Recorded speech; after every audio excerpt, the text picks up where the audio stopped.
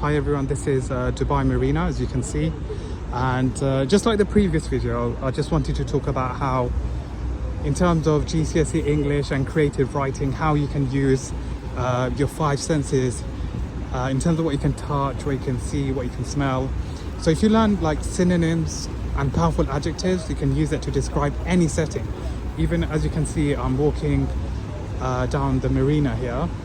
You've got this amazing twisted building, as you can see, but it's just to show you how if you learn synonyms, okay, it's not as if you have to memorize the mark scheme and you have to memorize the thesaurus, but if you learn powerful adjectives, you can use that to describe any setting, even the desert.